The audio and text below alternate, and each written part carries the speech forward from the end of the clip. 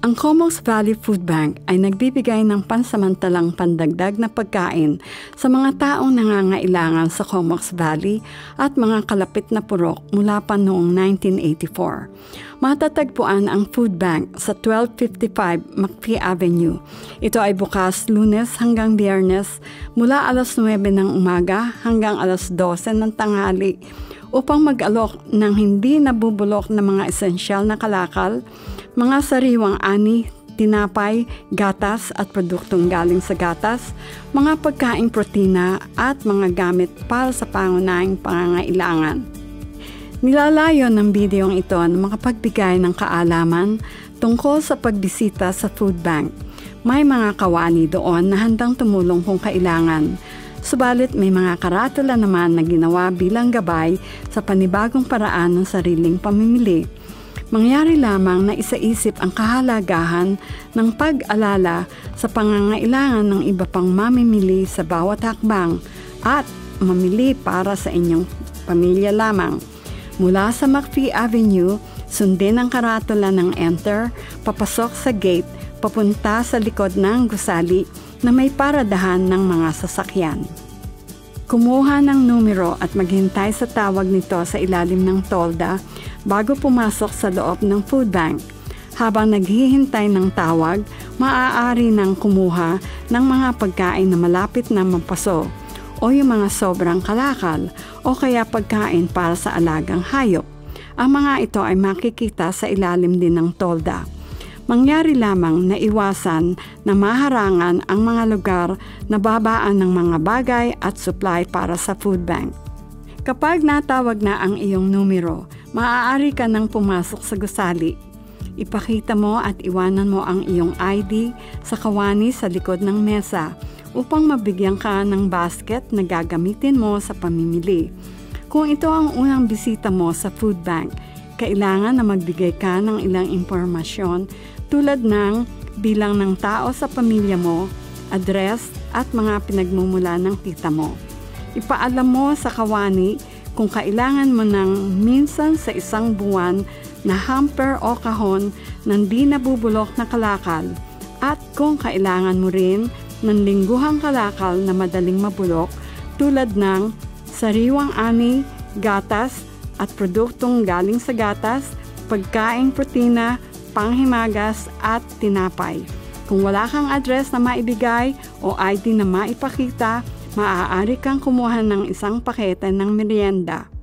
Sa linggo ng pagkuha mo ng hamper, ang tikat na hawak mo ay mamarkahan ng letrang H at ng bilang ng supot na maaari mong kuhanin ayon sa bilang ng tao sa pamilya mo. Pagkatapos makuha ang hamper, maaari ka rin kumuha ng tig-isang supot ng asukal, harina, kape at saka o kaya tsaa. Kung sakaling may mga bagay sa nakuha mong hamper na hindi mo pala kailangan, mangyari lamang na ilagay ang mga iyon sa lagayan ng mga donasyon na malapit sa pintuan na may volunteer na nakatayo. Kapag mamimili sa food bank, sundin mo lamang ang mga palaso o pana na nakaguhit sa lapag ng bawat section na nangakaayos sa hugis na bakal kabayo o horseshoe. Unang matatagpuan sa bandang kaliwa ay ang section ng mga hamper ng di nabubulok na bagay. Sumunod ay ang maliit na section ng gamit pang banyo. Kasunod nito sa dingding sa bandang kanan ay ang section ng mga madaling mabulok na pagkain tulad ng mga sariwang ani. Kasunod nito ay ang section ng gatas at produktong galing sa gatas at ang section ng karne. Maaari ka rin kumuha ng isang bagay mula sa section ng mga extra na nasa gitna. Panghuli ay ang section ng tinapay at mga lutong oven na matatagpuan pagkalampas ng labasan o exit.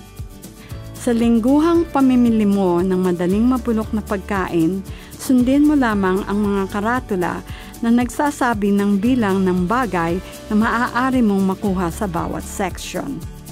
Tungkol sa gatas, mga produktong galing sa gatas at mga pagkaing protina, ang tikat na hawak mo ang magsasabi kung ilan nito ang maaari mong makuha sa bawat linggo.